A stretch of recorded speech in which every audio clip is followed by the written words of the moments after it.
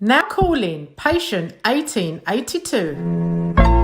Whether you're tuning in for match analysis, tactical previews, or injury reports, the doctor's got you covered. Here's Lucas Moura. Oh, they did it! I cannot believe If you're in need of therapy and feeling Spurs sick, we've got your fix. Stevie Wonder. Kane goes for what a goal! Releasing early each week so you never have to wait for an appointment. It's glory, glory, Tottenham Hotspur! Dr. Tottenham, we'll see you now.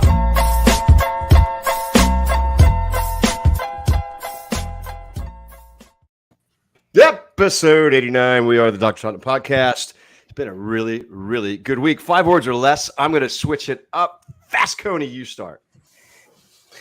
Love me some salty tears. Oh, the tears. They were so salty, and we're going to get to the salty tears. Dan Morgan, your 5 words. It's the same word 5 times. Antonio, Antonio, Antonio, Antonio, Antonio. Antonio. Timmy, your 5 I thought Vass was actually going to steal mine. I'm going with love me some soft penalties. Love me some soft penalties. Yeah, maybe I'm going to switch my 5 words on the fly, Tim, based on yours. Karma, right? All right, so let's start with the North London Derby. We'll do the week in reverse because that was, that was really the result that started off the mood. North London belongs to, lift that up again. Let me see that. So if you're on the audio, you won't be able to see this, but Timmy's got a T-shirt on that says "North London belongs to me," and then it's got brass knuckles, and the brass knuckles have COYS in them. Come on, does it really? Where'd you find that? That's brilliant. I think it was someone from Austin Spurs was making them.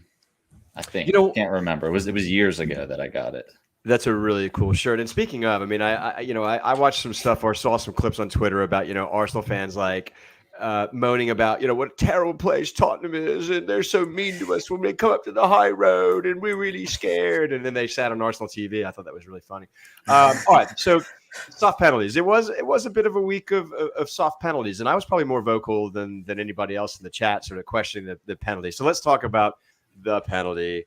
Was it a penalty? We always start referring decisions with Vass. Try to take your Spursy glasses off here, Vass, when you talk about this. Okay. Being in the ground, as I might have mentioned to you guys in the WhatsApp group. Is that a humble brag? No, not at all. Not at all. Oh, for sure. He just had the slip out in there. Yeah. Being in the ground at North London Derby. Yes, being in the South Stands. But anyway, I digress. Yeah. I had, it was at the other end of the pitch to me, but I had perfect sort of line of sight. I was behind the referee and I had his view. When I saw Son go up, I saw him visibly move while he was in the air. So he'd got a nudge. It was evident to me, and he was enough to put him off balance as he went up to head the ball. So to my mind, I had no doubt at all that it was a penalty. And thankfully the referee gave it. I subsequently heard all the chatter around it being soft and everything else. And I guess once the camera angles start being brought into play and everything gets psychoanalyzed a little bit more, it can shed some doubt on it. But I did watch the game back in its entirety, and we had the Sky Sports commentary over here. I don't know if you saw it, Dan, but Gary Neville was pretty spot on, I think, in all his comments with regards to the penalty and the subsequent sending off, which we'll talk about, no doubt. So, I'm with Gary. And it was a definite penalty for me. All right, Dan, you adjudicate, issues where there's conflicting opinions, but you were pretty quick here. You said, look, it's a penalty. I mean, just no doubt. And why were you so sort of unequivocal? It is soft. It's soft because you see a lot of this happen. It doesn't get given as a penalty. But let's be honest, it's a penalty. If you're going to do what Cedric wanted to do, which is put Son off his header, you need to actually at least try and play the ball. You can't just push him from the ground. You've got to jump and sort of make it look like you're actually trying to get the ball while you sort of nudge him. And he didn't do that. And they can cry all they want. I'm sure they will. And they are, and they still are. But there's no way in anyone's chance that once that was given, it was ever going to get overturned because it was a penalty. Yeah, you can't say just to jump on the back of what Dan said. Gary Neville said exactly the same thing. He said, "I used to do that when I was a player," but Cedric's timing is all off. He's given him the nudge far too early. He should have waited, made it look like he was challenging for the ball and giving him the nudge at that point. But the way he did it, it effectively came across as being a blatant push, I guess is the only word I can think of. You know, if Holding's not there to kind of result in a sandwich between them and Son getting essentially the Bash Brothers treatment, I don't think it gets given. I think he'll let that push slide, but it's the fact that Holding was right there and he pushes them into him and then just gets knocked to the ground. I think that kind of exacerbated it, leading into also failing to call or give a yellow when Holding kicked Son in the ribs when he was on the ground, maybe a minute prior to that. I think that kind of played into it a little bit. But I mean, it's a situation of Cedric's not even trying to play the ball. He's playing the man, not the ball. And you can look at it, vast from an NFL standpoint, like a corner, jumping into the receiver and not even looking back at the football when it's being passed. That's exactly what happened here. He jumped into Son, gave him a push, didn't even care where the football was at the time. And anywhere else in the pitch, there's no discussion on this. That happens in the middle of the pitch. You jump on somebody, not even looking at the ball. It's a clear foul and you're getting a free kick. It's soft. It wasn't really a hard foul, but I love it.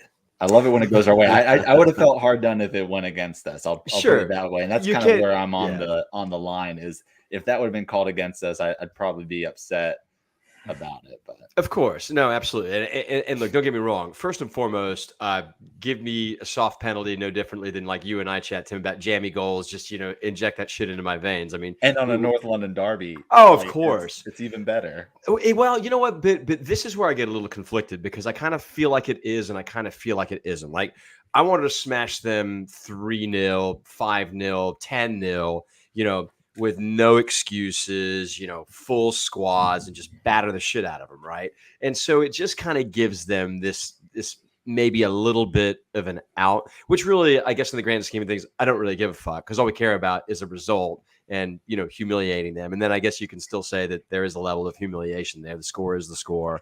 And, it is what it is. So look, let's talk about, I don't think the penalty in and of itself changed that match because they had a full squad. Like the Rob Holding didn't get sent off until like the 33rd minute, right? And the penalty came before that. Do I have that right, guys? Mm-hmm.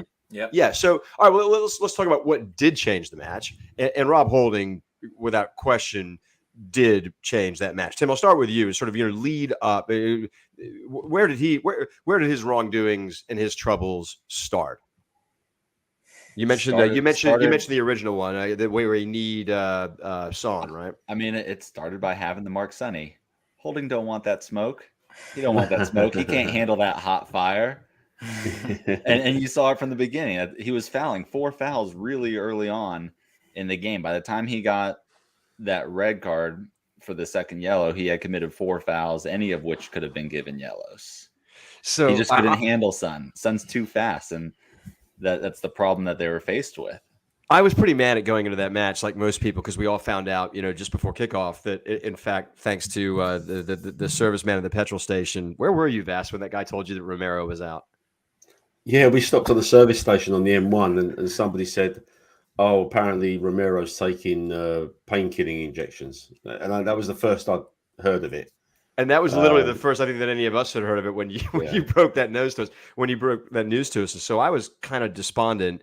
And I've got a buddy of mine who's a Leeds fan and another friend who's an Arsenal fan, and I'm like, oh fuck, it's over, like doom and gloom. We've gotten to Romero, and my Arsenal friend very quickly said, "Mate, we have Rob Holding," and Dan, I guess that really sort of did.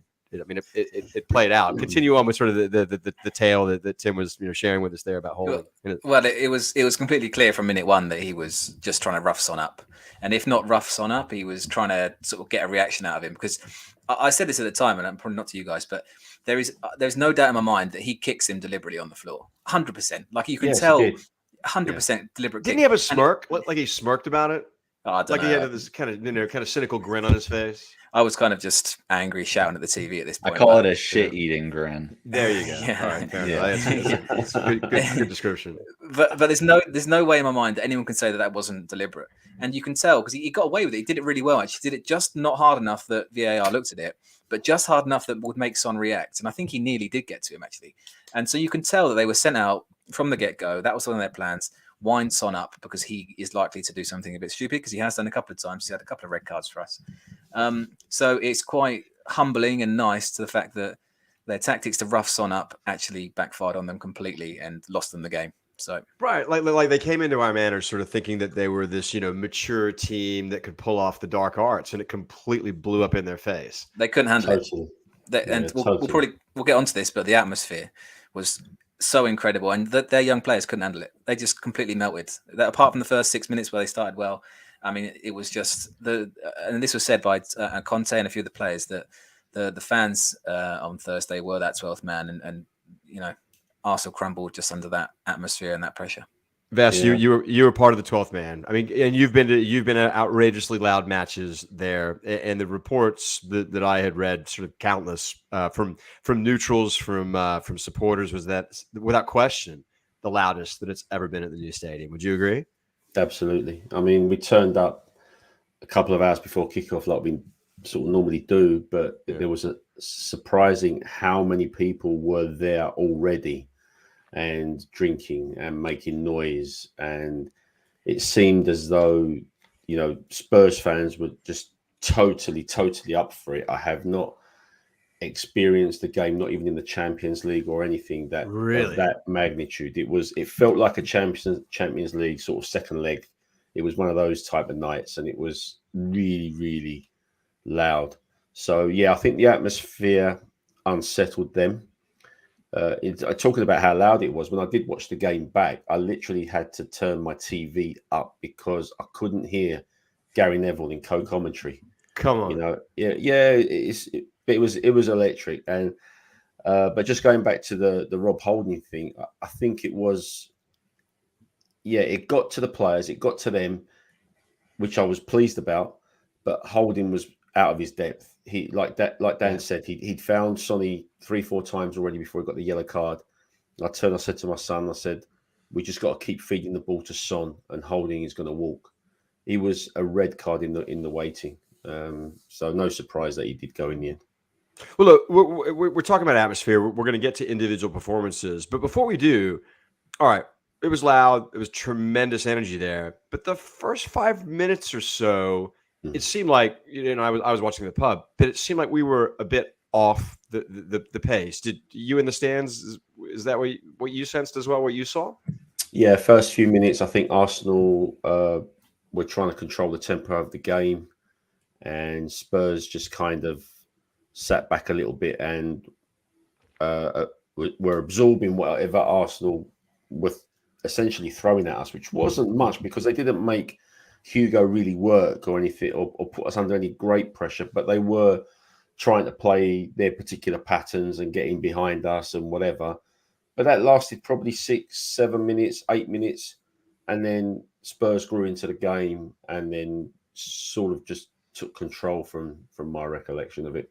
Yeah, it seemed like there was a bit of a shift change. And so now we're going to talk about individual performances. And so, Tim, I mean, if there was sort of one thing that was maybe sort of the inflection point after that 6th or 7th minute where we seemed to get in gear, who were the bright spots? I mean, Sonny was a bright spot. The pressure he put them under. He's the reason this match changed with them going a man down. But the player that I want to kind of highlight in this is Sanchez. Coming in for Romero, I thought he did a great job. There was one moment in the first half. I think it was in that first 5 minutes where he really misplaced a bad pass. He did across the goal mouth. Yeah, and you could hear the crowd go, "Oh God!" And then I think that actually settled him down. I think because after that he was pretty much flawless from there on. Look, that wasn't a match where anybody could be indecisive. And the thing that I sort of noticed in that first 7 minutes was that we were just a bit slow, maybe a bit sheepish about things. And I remember that pass well, and I was so miffed at him doing that. But that seemed to be the last of it. And then all of a sudden, it seemed like, damn, we were kind of picking up tempo. Passes were crisper. We seem to be, more on the front foot. Yeah, the energy was there, the desire was there. It was like I say, that's why I was saying about the crowd earlier. Like you could tell that there wasn't a chance for the Tottenham players not to play like that because of the atmosphere, and you could tell once they settled down and they were like, "Well, fucking hell, what's going on here?" They absolutely just wanted it more. I thought they wanted it more. They were just more aggressive. They pressed higher than we usually do, and just were simply the better team. And people say that the penalty changes the game. Of course it does, whatever, and the red card changes the game, but there wasn't any moments after that 6 minutes where I didn't think Spurs were on top. And like I say, they had an extra man for 60 minutes, obviously. But I think the way we managed it, everything about the game was just good. Scored goals at good times, created a few chances when we needed to. And then in the second half, completely just shut up shop and didn't even bother trying to score a goal because that was the clever thing to do. And I think we did that really well as well. And, I think it was about the 65th minute. I think everyone was olaying, which you don't see that very often in a Tottenham Arsenal game. So, yeah, managed perfectly. Yeah, Phil Ambrose says he's just fair play to Sanchez to come in and barely put a foot wrong after 3 months out of the team. And there's something really to be said about that. And you kind of have to point to the manager, right? To have a sort of change in mentality to where players come in and they know that they've got to step up and there's no excuses. And speaking of, Tim, I'm going to start this discussion with you. We tend to go as wingbacks go. So, what were your thoughts on wingback play and who stood out to you? I mean, both Sessegnon and Royale have put in 2 really good shifts. It's a little hard to pull from that when they're a man down and say, "Oh, that was amazing wingback play," because at that point, we just have the advantage. We're able to stretch them out wide by playing with wing backs. And so, but in the 25 minutes that we were 11v11, after the penalty. I mean, it was good play. Royale's put in 2 really good performances. So has Sessegnon. Yeah, and in Vass of the 2, who kind of stood out in your eyes from your seat? I think Emerson had another good game. I got to be honest, as he did today against Burnley. We'll come on to that later, but yeah, he had a good game. I thought. Tim's right. Obviously, them being down to 10 men kind of created a lot more space for us. But watching the game back, even at 11v11, I thought we were dominating them. They weren't really pressuring us in any way to cause any real concern. Our passes were crisper. We were finding lanes through the midfield and out wide. And I think, like Dan says, I don't ever think I felt worried. And of course, the game did get easier once we scored 2 goals in the first half. They were down to 10 men, banged in a third one straight after half time. And yeah, we were olaying at 58 minutes, which always causes me a bit of panic when we start olaying so early. Right. Yeah, that's how it felt. It felt like a training exercise after that, really. Man, it did. I mean, I don't mean to sound disrespectful, but I mean that was anticlimactic. I mean, of a North London derby that I can ever remember. And you know what? Totally fucking fine with that. Greg Anderson, he points out. Listen to this. Talking about wingback play and Sess in particular. Sess is 7th in the league for big chances created. I guess in the 90 minutes. Yeah, per 90 yeah. In the same ballpark as Trent, Salah, and Kane. Is this boy growing up, Dan Morgan? Do you know what? I wanted to talk about him because was it about 4 weeks ago? I came in here and said, I just don't. No, mate. Yeah. Ever since then, he's been fabulous, and he's still got a bit of work to do. I think there's plenty of improvement, but I think today, especially, which we'll probably talk about later, I was impressed with him against Arsenal, but I was super impressed with him today, and actually, I was actually quite impressed with him against Liverpool too. So in the big games, he does perform. I think he's finding his role. I think he's getting a lot more confident. I've seen him beating players, beating a man. Yeah, I said I'd given up on him 4 weeks ago, but I'll completely change my mind. He is not one to give up on. If we're going to sell one left back this summer, I think it should be Reguilon. All right, well, we're going to talk about. We'll talk more about Sess here in a little bit. Conte giving Arteta advice. Cavalier Texan on the Discord. Can we just take a moment to appreciate the shithousery of Conte in the Arteta advice, while then pivoting to I could complain about, but I don't. Now, I don't really know too much about what he's talking about. So somebody raise up their hand real quick and tell me what this is all about. It was essentially Arteta was complaining about, the sending off and the penalty kick, and he's just complaining, and Conte, nicely, he tries to put it nicely. It's that scenario where you say something really bad about someone, but you say with all due respect. So he kind of phrases it in that manner. He's like, I want to give him some advice. It's not a good look when he complains. Yeah, what he really was saying is, listen up, you little prick. You're new at this, and you're looking like a little bitch, and you need to stop it. That's really what Conte was saying, but he just dressed it up in nice PR fashion in the press conference. I try to kind of think about. I did see a clip, and I just didn't know whether it was his entire conference or not. Like, did he? It was quick, right? Because all he talked about is if I say the truth, I get banned for 6 months, and I cannot lie. And then that was really kind of about it. Was there anything else that I missed in his post match? Arteta, Arteta said, he said that, and he was going on about, I'm proud of my players, and it's a shame that the game got spoiled because we were ready for this game, and we wanted to play this game. As if the fact that he was trying to almost make up for the fact that they ran away from this fixture a few months ago. Yeah, and not to mention the fact that you're not ready for the game if you have a defender who's as foolish as Rob Holding was. So I thought that was ridiculous. And the only thing that I really remember them doing, other than some sort of advanced movements, the most memorable thing that they did was in Nketiah, which was a blatant dive. And I don't know why he doesn't get a card there. So I mean, I wasn't really. Yeah, maybe they were up for it, but that was about the most that you could say about him. All right, let's do some marketing real quick because we got real quick before we run off this. I want to kind of call out what was my favorite part of the match, and it was the second goal, Harry's header. Nketiah just completely losing him, and the reason I like it is he tries to come in as this, with so much swagger, and I'm the hot shit right now, and I'm going to be taking over this fixture. This is my derby match, and he totally got lost on Kane and looked like an absolute fool, and I just loved it because of the way he acts, the cockiness he has going into this in that match. Yeah. Look, man, sorry, mate. No, please. The funniest thing of the game for me, and I realised this afterwards when I watched it back, was Harry Kane appealing for a penalty when Sessegnon's header hit Lucas's arm. Can you imagine if that was given?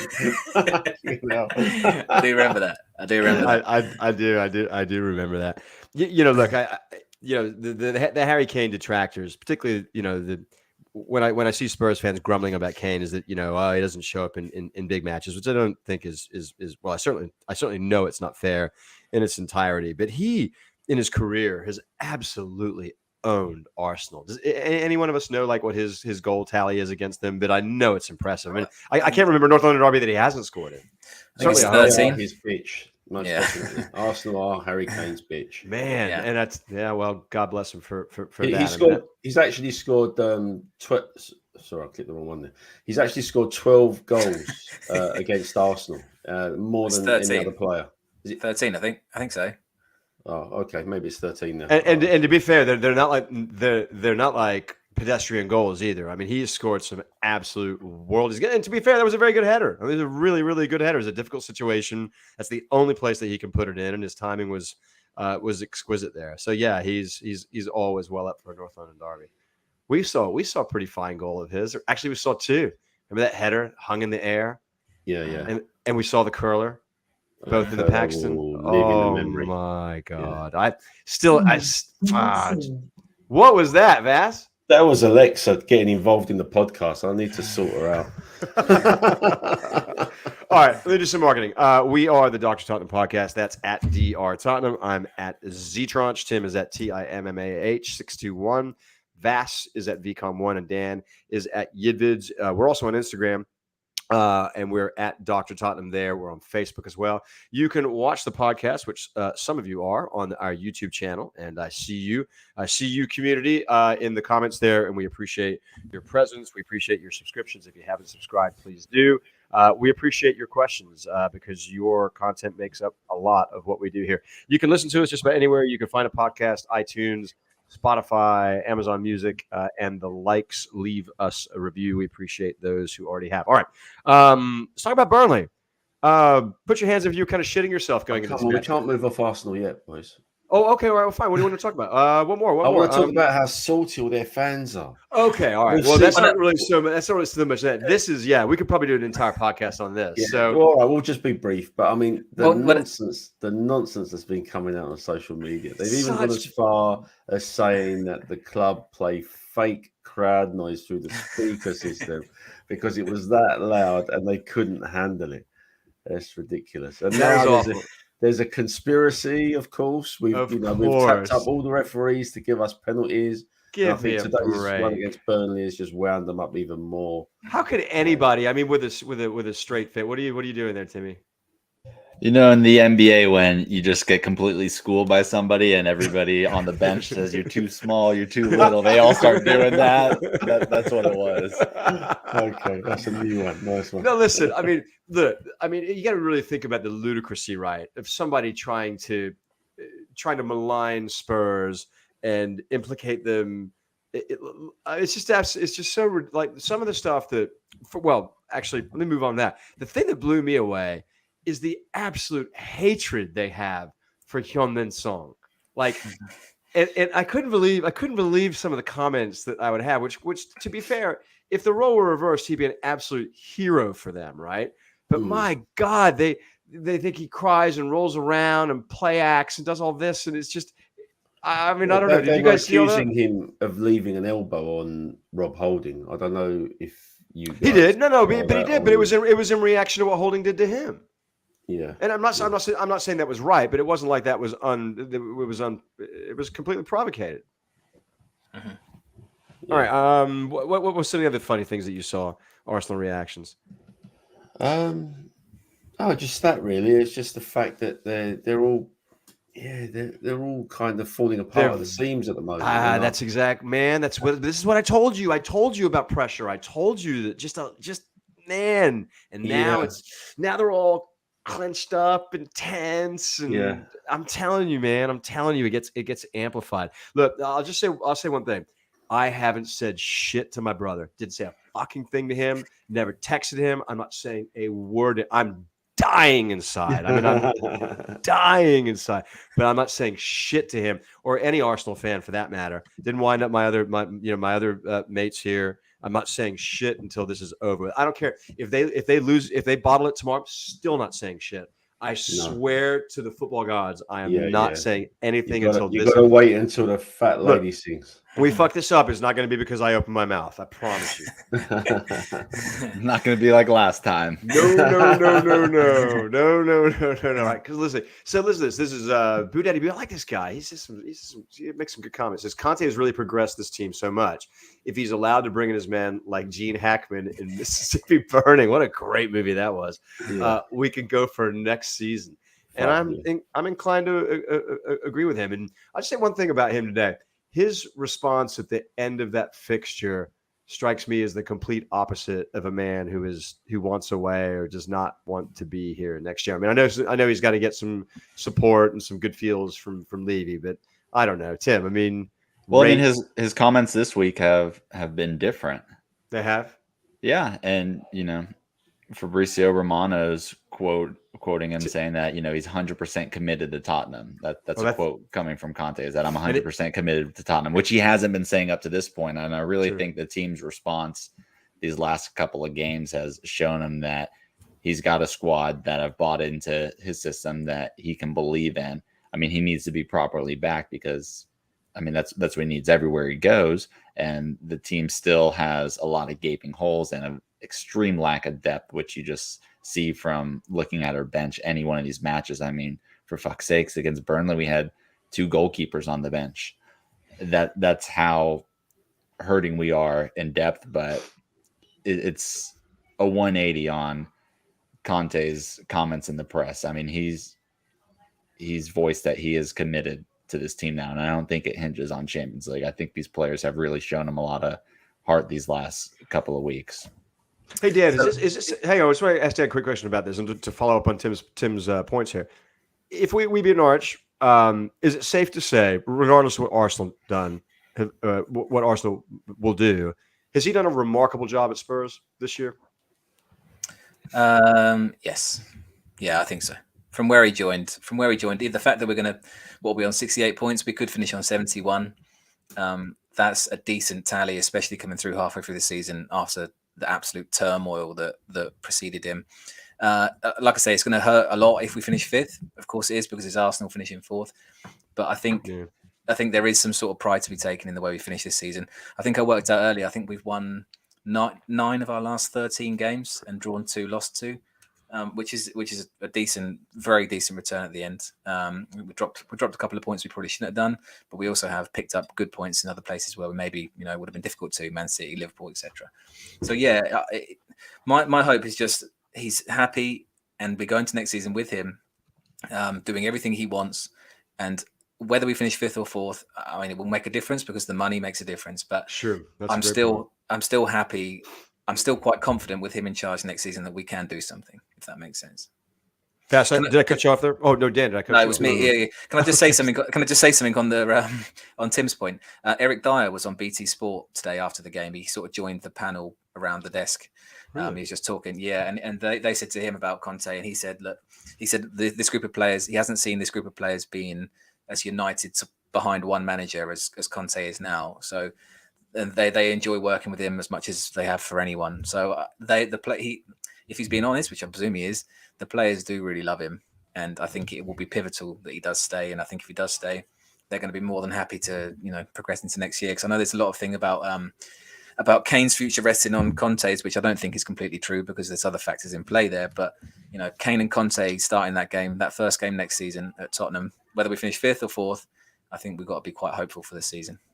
Yeah, Rob, as you both were talking, I was thinking to myself when you mentioned 71 points. I thought, well, is that a normal kind of top 4 tally? And Rob Ragnarsson, he points out if we finish with 71, that's good. That gets fourth most years. Last year, 66 was good enough for top 4. I think the most we've ever got and not qualified was 72. I think under AVB, I think so. And so 71 usually is enough, but it depends on the league. Obviously, it's not a great comparison to say that you're unlucky to miss out with 71, but it is usually enough. Yeah. All right, fair enough. Tim, approval to move on to Burnley? I'll allow it. Okay, I'll allow it. All right, we will move forward. Burnley, put your hands up if you were shitting yourself this morning before this match. Yeah, I mean, and it wasn't just shitting yourself, just worried, and it wasn't like genuine worry. I'm like, it's Burnley at home, we can do this.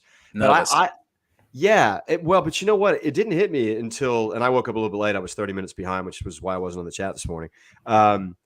I didn't realize that they only needed a draw. I think, Tim, when we were coming into this match, talking about this match, we were thinking that they were going to come at us because they needed to get a result, but they were really just playing for a draw today, weren't they? Yeah, and our conversations about them needing a result were prior to Leeds just absolutely shitting all over themselves. I think that has a lot to do. I thought they drew today, and I thought that would be a good result for them. No, didn't they draw? Talk about going into this. This match. I got you. Okay, all right, fair enough. All right, so they only needed a draw, and they showed up playing for a draw today. I mean, what they had, like 5 in the back, like 5-4-1 is I think what they started with today. Yeah, but that's standard Burnley, isn't it? I don't expect anything less from them. And to be quite frank with you, I'll be quite happy if they get relegated. So would I. Because I think I tweeted something similar earlier. There is absolutely nothing romantic about them being in the Premier League. And I know it sounds harsh and a little bit elitist or whatever, but they don't contribute anything football-wise. I mean, aside from trying to muscle their way through games, falling to the floor, looking for free kicks so they can apply their set pieces, it don't really offer too much. I'll give them credit. Start the second half, they pressed us a lot better. However, this is the game that we would have expected from Burnley, I thought, and I thought we got it. I don't know why they left their best player on the bench to start the game. Who was that? Weghorst.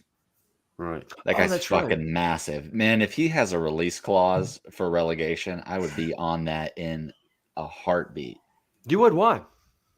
He's massive. He's great at hold up play. He's got a good touch. I mean, he can certainly give Harry a rest. You know, right now we're at the point where we're winning matches 3-0, 4-0, 5-0, and we can't even give Harry 10 minutes rest when we're up 4 goals because we just don't have a comparable substitute to it, or not even comparable, but any substitute for him. But Weghorst, I mean, could at least be that. He could give him a rest in, you know, some European matches, depending how we end up. But I'm just really impressed with him and what I've seen in his play since his move to the Premier League.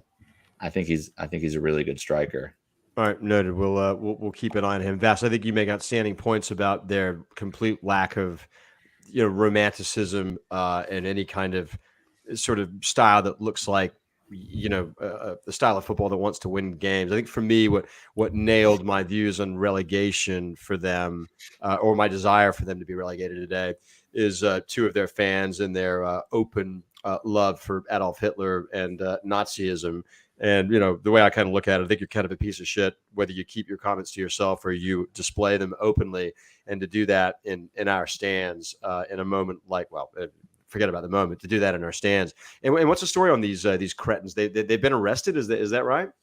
Apparently so, yeah. The club put out a statement earlier. Great. Well, hopefully they get arrested, they get charged, and their shitty club goes down and gets relegated. Wasn't it Burnley that paid for that aeroplane to be flown over their stadium saying "White Lives Matter"? Was that them? I think that was them. I think it was them. They got Really? form. Yeah. What is it? Yeah. White Lives Matter, Burnley. I think Ben Mead to come out and say that this is disgusting and we don't approve. But I mean, it's just relegate him and just never have to play him again. Everyone will be happy. It's fine. Yep. All right. So another soft penalty, Vass.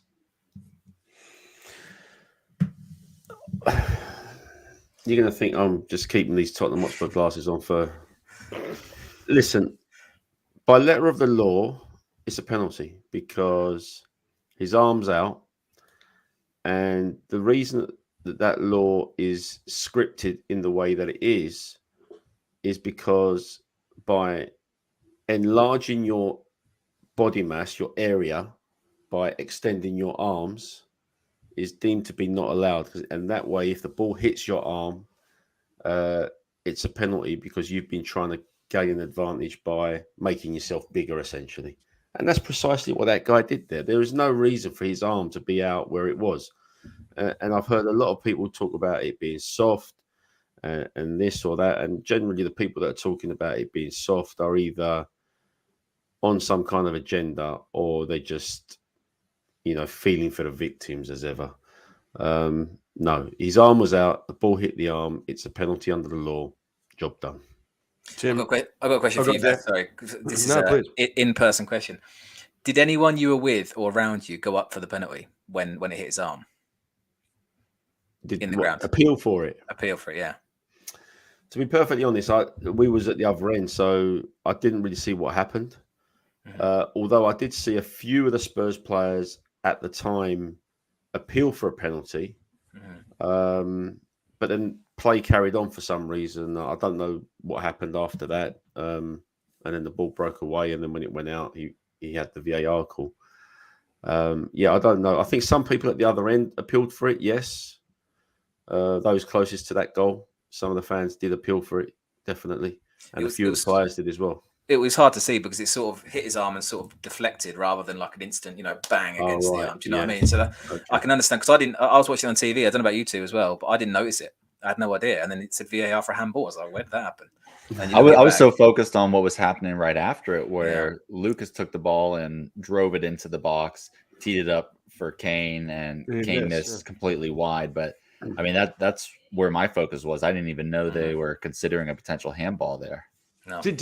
Well, let me ask you this. I know we've already talked about it, but with the Cedric incident against Arsenal in the North London derby, were you all calling for that penalty immediately? Did you see that? Yeah, you did. Dan did. Tim? Yeah. I did as well. Yeah. Okay, all right, fair enough. That one certainly more than this one. Yeah. Okay. Yeah. All right, fair enough. Can can I confess my sins to you guys? Of course you can. All right. So today, because I was late and I was getting really frustrated and I was getting really nervous, I started hitting the fast forward. And when I hit the fast forward, I was maybe like 15 minutes into the match. I was maybe 20. I was about 20 minutes in the match, and I was getting antsy. And I was like, well, at least and I was debating whether I was going to go to church because I was thinking I was going to have to skip church. So I hit the fast forward, and I'm looking at the score line. But then I didn't see the score change, but then I saw a VAR, and I'm like, oh, fuck, what's going on here? But it was weird. So then I rewound before the play, and I never saw it because, like, to Tim's point, it kept on going on to where Kane had the shot, and I knew that there was a VAR incident, and I still didn't see it. So, but when they finally slowed it down, and you really got a chance to look at it, to Vass's point, I mean, that dude had a long arm. He did. He did. It was like Big Bird. It was like well extended. Yeah. So anyway, all right. So that was to your point. I mean, look, to the letter of the law, it's a penalty. Is it soft? Yeah, soft. Went our way. Great. We've had plenty of soft penalties that have gone the other way. Yeah, we needed it. We certainly needed it to get that breakthrough. And I think a lot of people felt at halftime, both in the ground and on social media, that Spurs were going to go on now and open Burnley up and score some more goals. That never materialised. But we needed it. Go on, Dan. I was going to say we missed a few chances today. We missed quite a few chances. We had a lot of shots, didn't we? Some of our play was really sluggish and not great. Like at times we were pretty poor. I thought we started the first 20 really well, but apart from that, we weren't really that good. But then I looked back at the game. I saw Kane had a really good chance in the first half. I think it was Royale or maybe Lucas passed it to him in the 6-yard or just about outside the 6-yard box, and he ballooned it or put it wide.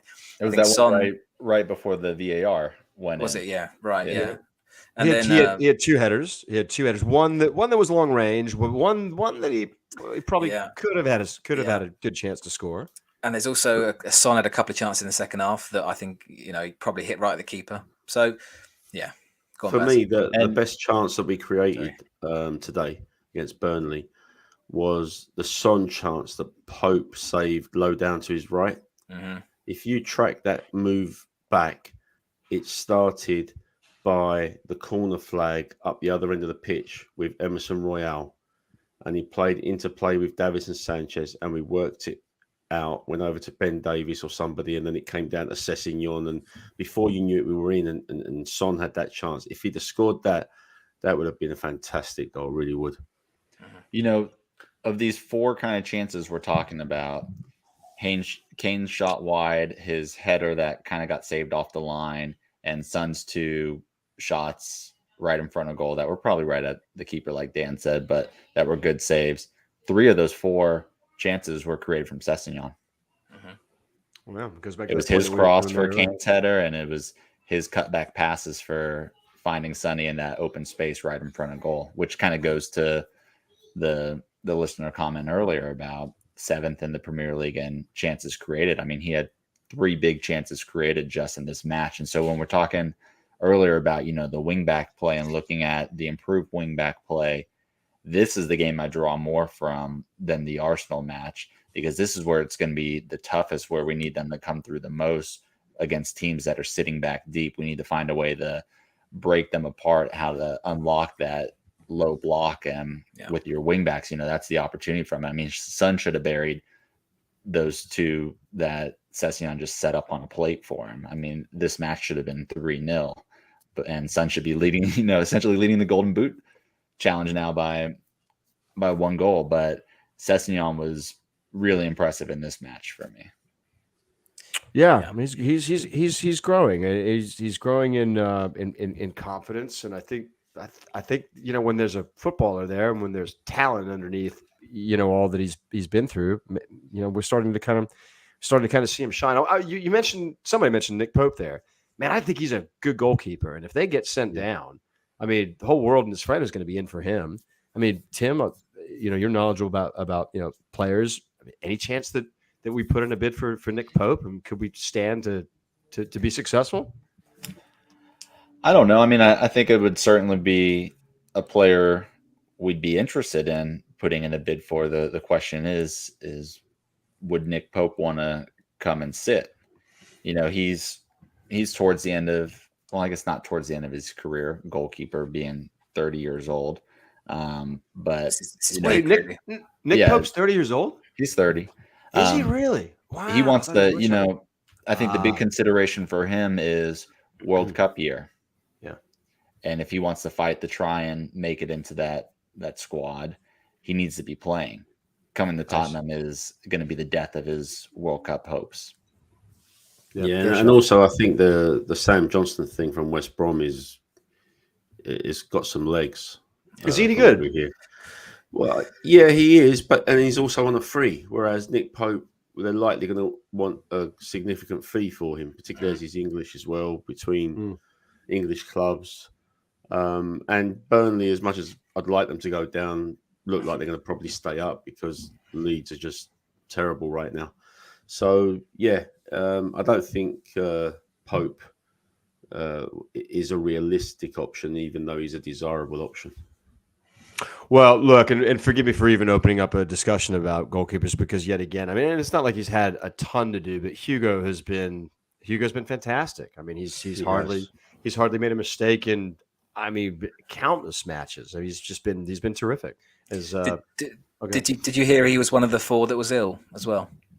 Oh, was he really? He was So one of the 4. Yeah, there were That's 4 right. He had a players. fever. Yeah. So Lloris, Golini, which is why I think we had two goalkeepers on the bench today, because Lloris and Golini were both sick over the weekend, and so was Winks, and so was Kulusevski.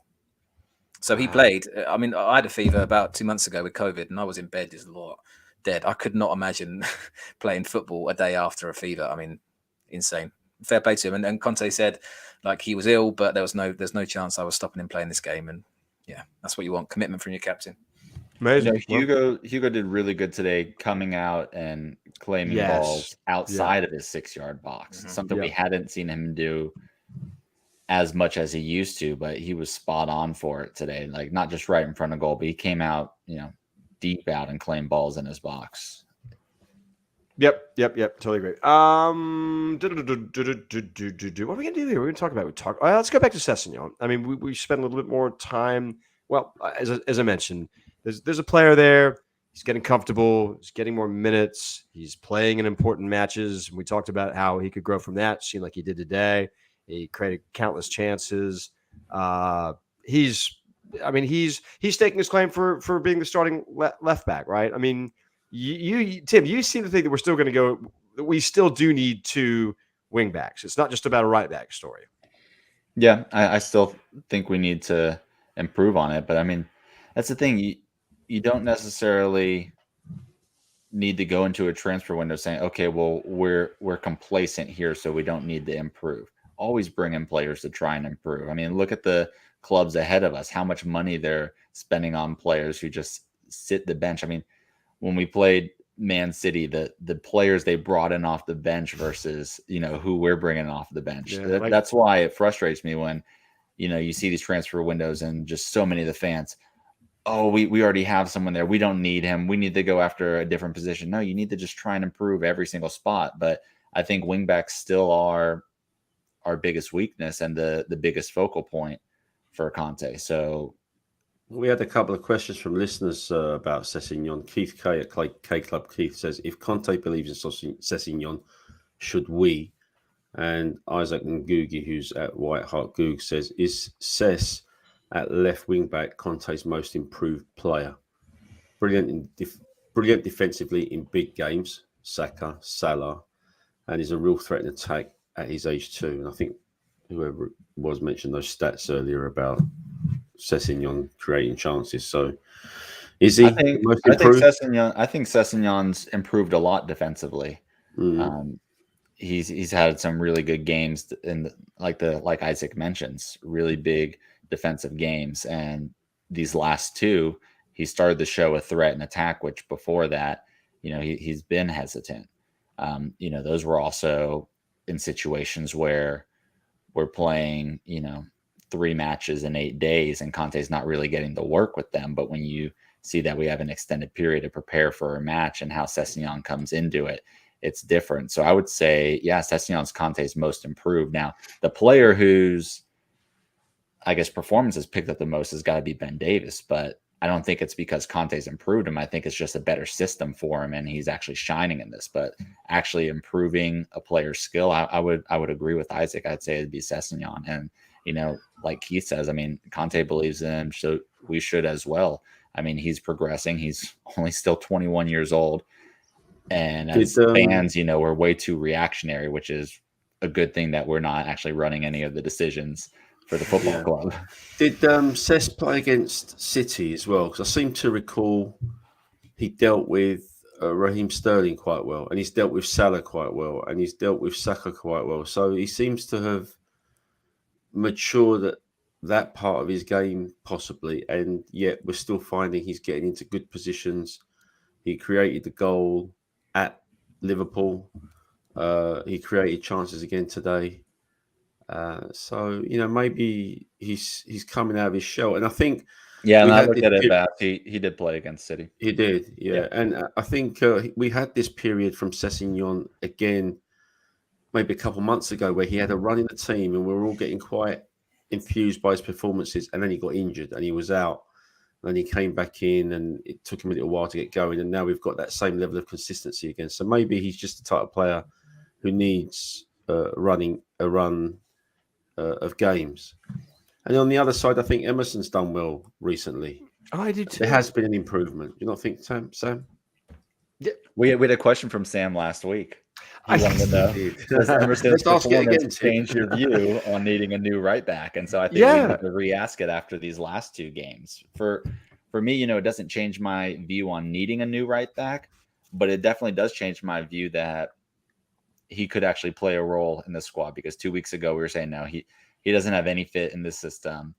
Royale is never going to, survive in a Conte system. I think he could be a backup. I still don't think he's the starter, but I'm kind of changing my opinion on, okay, maybe he can serve in the backup role and play in some cup fixtures and Europe. But I still think that's where we need to improve the most, is our right wing back. I think we desperately need a new right wing back who fits Conte's vision. Sessegnon seems like he's coming into that left wing back, but right wing back we really need to focus on fixing. You know what I think the best way to sort of analyze these two players is this sort of revert to type versus chances of further development.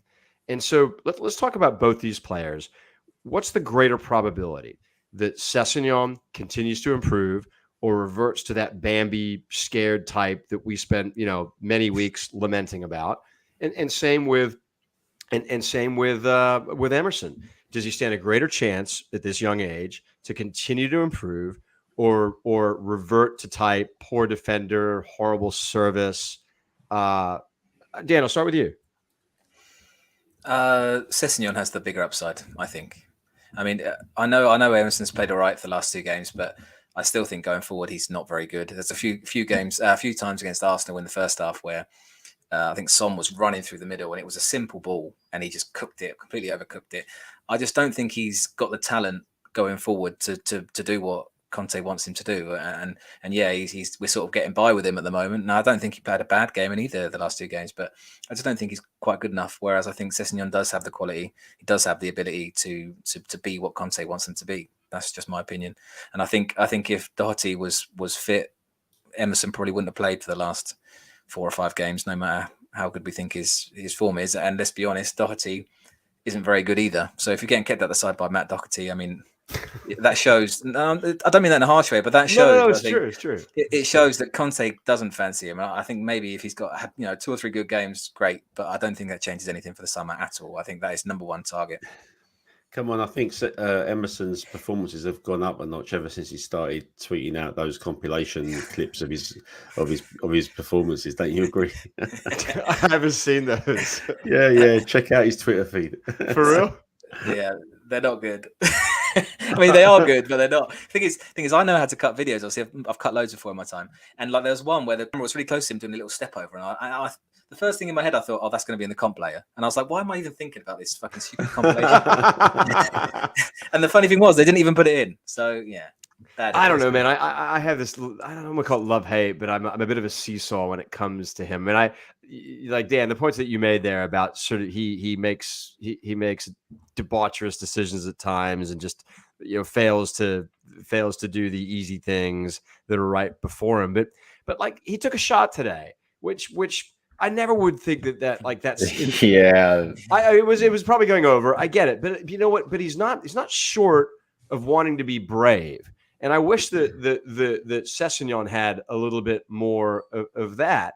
And he's one thing that without question, I think Emerson had. Emerson's got really good first touch. Like he takes crossfield balls and puts them right on his feet like every time. And I know he's short on delivery, but he's been getting the ball in the box far more in the last few days, in the last few games. And to be fair, he's played well every game that Sessegnon has recently been playing well. I can't see either of them being sold. I really can't.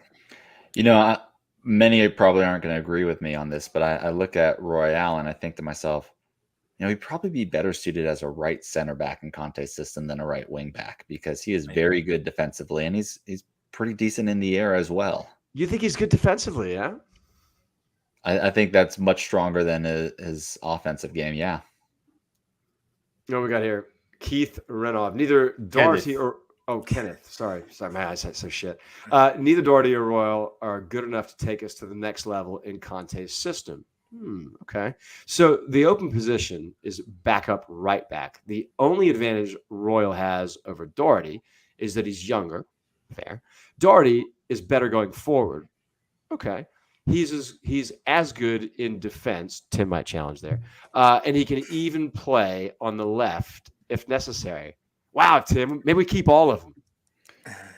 Doherty is not as good in defense. Doherty gets lost in no man's land with his positioning. I don't agree. The thing is, Doherty has two things going for him. The first is that he's very close with Harry Kane and plays golf with him quite a lot, which is probably good to keep you around in the squad. Yeah. And the second is he's not worth 20 odd million pounds to some team in Spain. So I don't think it's going to be all that easy. And Tim, I'm actually really looking forward to the transfer window discussion, because I want to see the universe of wingbacks that are out there for us to be, considering, who we're going to replace, because that to me is going to dictate everything. I mean, I think between these three, you've got serviceable players. If we are a club, wanting to be, so ambitious to really take it to the next level, it's certainly worthy of debate as to which one of these three or how many of these three, need to be part of those future plans. But I think a lot of that depends on the universe of players that are out there and how reasonable it is for us to be able to, have a really fighting shot against, to sign any one of those. Okay. Can we talk top four hopes? We ready for this emotionally? All right. Mm-hmm. Tim, I have to start with you, because, you've been coping, and your coping is proved. It's proved well. Where are you now? How do you stand? I mean, I'm conflicted because my heart pulls me one way, but my brain tries to pull me another way. I want you to be very thoughtful about what you say here. What I'm trying to do with my mind games is say, okay, 5th place, but I've changed it from 5th place in Pochettino to 5th place in Conte. I've changed it. I've changed it to that. What the fuck? But I'm invested in it. Like I've bought it. To be honest, I try and put on a front on it, but I bought into it. I bought into it now. I put myself in a dangerous position. I thought you were never going to go. I didn't think there was any chance that you would go back to being balls deep Tottenham this season. I tried not to, and I'm right there. This is what they do. They suck you in and they just crush all your hopes and dreams. It's like that line from The Godfather. It's like that line from The Godfather. Godfather 2 or 3, where Michael Corleone goes, "Every time I try to get away, it just pulls me back in." Dan, where are you? Well, I guess we're going to know in 24 hours, Dan, right? Yes, I think that's the big one. I think whoever goes into that last game ahead, I think they're the ones who will probably finish 4th. I don't want to predict anything, but I think both games next week for both clubs, if they've got something to play for, will probably put them as favourites for those games. Yeah. But the big one is Newcastle tomorrow. Massive one, because Newcastle are in such good form. However, I did see that they haven't scored against Arsenal in the last 6 games. So that's kind of worrying. God, no. Nah, that means they're due. That means they're due. Break the streak. Yeah, but I say Kane's due to miss a penalty every time he steps up, and he never does. God, did you? Hey, wait, put your hand up. Put your hand up if you thought he missed. Oh, when I saw that trajectory go off, like how far It went wide. I did too. I thought he's gonna hit the post on this one. Like, how do you hit the side netting on a penalty? Like, it's Hey, we got some. ridiculous. I did too. Hey, look, we got something from Hong Kong. Oh my God, it's 4 a.m. Fuck's sake. Yeah. Okay, this is Keno Spurs. Hi there from Hong Kong, guys. Hi there. If anything, the fact that we still have all to play for in the last game, after all the ups and downs we had the whole season, it shows progress. Proud regardless. Fair shout, my man. And thanks for joining us. Months ago, we thought this part of the season was going to be meaningless. Completely. Like, we were just going to be waiting for the summer. Conte was just going to fuck off after it. Like, yeah, everything has changed. Like, we're going into the final game. No matter what happens. Hey, Tim, hang on. 24 hours against Newcastle. Poch resigned. But Dan Morgan called it here. Poch had resigned. Poch had quit PSG. We were like, this was us and Poch. We were like, yeah. I mean, no matter what happens tomorrow in the Arsenal Newcastle game, we're still going into that final game with some hope, with something that could come out of it. I mean, we have a chance, and it looked for a long time that there was going to be absolutely no chance. I mean, Newcastle doesn't have anything to play for other than that I mean, there's a Monday night football. I mean, is there any pressure that I mean, what is this, glamour points for them, Vass? I mean, what do they got to play for? I guess so. I think some of the players are playing for their futures as well, because they know that in the summer their ownership are going to be trying to bring in a fresh crop of players. So some of them will be playing for the futures. I think they'll want to. Given the type of season that they've had, they'll probably want to go out on a bit of a high in front of their own fans. And whilst I don't want to sort of read too much in the game, Arsenal have some injuries in defence right now. You know, Gabriel went off with a hamstring injury. Holding won't be playing because of the red card. I'm not Ben even sure White's coming back from injury. Yeah, wasn't even able to play. Yeah, not even sure how fit Ben White is. So they haven't got Thomas Partey and et cetera, et cetera. So, you know, you don't know. And the thing I hate about Arsenal, I don't normally like watching their games because I feel I kind of curse it. But then even when I don't watch, somehow they're pulling out wins. And every time you expect them to drop points, they don't. You know, they had those 3 matches against Chelsea, United and West Ham, and they bloody won them all. And yeah, they're shits. Anyway, we'll see. I'm sort of invested, like Tim mentioned, invested in the same way. But we really need to go into the last game with an advantage because, you know, as Dan said, it's the team that's got the advantage going into the last game that are going to be favourites to make it. All right, before we wrap up, I need some advice. Do I watch it live? Do I go in the cone and watch it quietly in a dark room? You watch later? it. You watch it live. I do. Which one? Tomorrow night. All right. Okay. I don't know what to do about that. Yeah, I might just watch Netflix and just try and avoid it. I really don't know how to. I don't know what to do. I really, really, really don't know what to do. Malvern Costello points out Trippier said today he wants Newcastle to do something against Woolwich. I don't know how I feel about this. He says he wants Newcastle to do something against Woolwich because he wants to help Spurs. I don't know how I feel about that. I don't know whether he's going to curse himself and he's going to ship 3 goals in on his side or not. I mean, it's nice to know that he wants to help out. And he did anybody else pass into his own net for us against Chelsea. Oh yeah, I know. In a cup final too, wasn't it? Right, it was against Chelsea. It was Chelsea, right? Chelsea, yeah, it was Chelsea. No, it was the league. It was the league. Oh, was it? Okay. We lost 2-0, yeah, I think. Do they have anybody else that might despise Arsenal? Had some time at Tottenham or a rival? Well, for Newcastle, not that I know of. No. In fact, isn't their manager an Arsenal fan?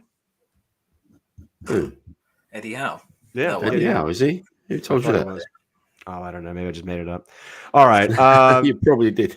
Oh, Tim, this is one of my favorite times of the year, although they're going down and I won't have it next year. But we're playing Porridge with an N next week. Go ahead and say it. We are. Norwich. That's better. That's pretty good. That's better. That's about as best as you've ever done it. All right. Injuries. No, man, you gotta check the WhatsApp. I told you I didn't even do one. Oh, you did? Okay, I do know you need to pee. I need to just lengthen this out though. All right. Tactics, opposition keys. I mean, look. I mean, is it even worth talking about? I mean, they should be running at us, right? I think you talked about this a couple 3 weeks ago.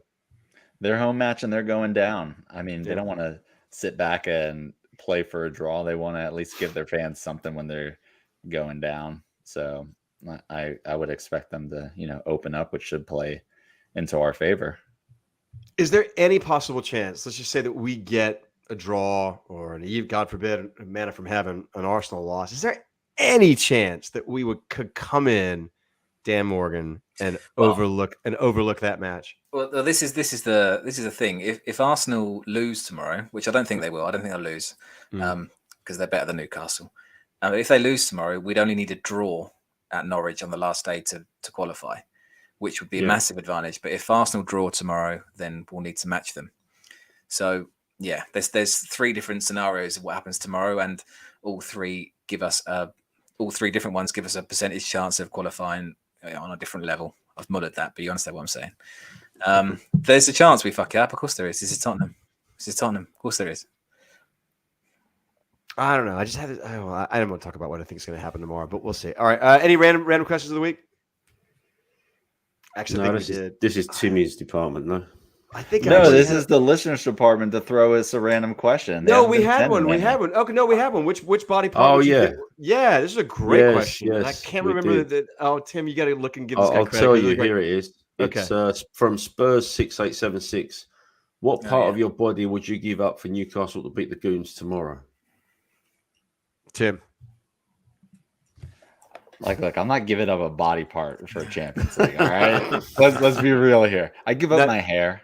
I would go with a buzz. I'd go with a buzz. I would definitely give that up for Newcastle win tomorrow. So I'm you not wouldn't chopping off an actual body part. You wouldn't chop off like a little toe or something? No. Oh, come on, man. Dedicate yourself, man. Come on. You would chop off your toe for I think about it. Spot. I think about not a trophy, nothing, just top 4. You chop off your toe for it. Well, You're walking around okay. 4 years from now, that's the dumbest fucking. Would you shave your eyebrows off? Would you shave your eyebrows off, Tim? You would? You'd shave your eyebrows off? Yeah, because that's gonna grow back. Yeah, but eyebrows take a long time to grow back, I think. Yeah, but I mean, the toes never come back. The eyebrows will come back. All right. Okay. I might. No, I mean, unless you'd force me to, I'd probably maybe chop off my left. The problem is here that Newcastle beating Arsenal doesn't guarantee anything. No. That's true, and that's the thing, isn't it? So I'm keeping my mouth shut, man. So I'm not saying shit. Yeah. And Thanks for the question, but the pod crew are not being giving up any body parts, I'm afraid. I want to give some shout outs before we leave. And Tim, I know you got to go wee, but I don't care. I went to the pub. I made my debut appearance at the pub and had a great time. Although I love the pub, but I don't like watching matches there. It has nothing to do with the Irishman. The Irishman's amazing. Staff's incredible. It's just I don't know. Too many distractions. Hard to see football. My eyesight's so bad. And I don't know. I can't get focused. Although I had a great time. I met David Hoffman, the soccer coach from University of Dallas. He is an awesome guy. He's got 3 kids, and they're all ridiculously talented soccer players. He brought a friend of his who's got a very gifted kid as well. Just real quick, I want to give him a shout out because they're hosting the Mexican national team. I think the week, maybe the last week of May, while they prepare for a World Cup fixture or a friendly that's at Jerry World. And turns out in the World Cup bid, his campus may very well get they may host a team. They host a nation there. So that's really exciting. He's an amazing guy. Man, he was a midfielder. Like when he played in his days, he's a big dude. I would never want to cross ways with him. It was a real pleasure meeting him. And met a lot of nice people, Chris, and a number of other people. Met a guy from South Africa, really cool kid, David. It was great to be back in the pub. So anyway, any other shout outs? No. Tim, you really need to go pee, don't you? I gotta go so bad. I've had to go for a long time. All right, and then I'm going to say this for you. Come on, you Spurs.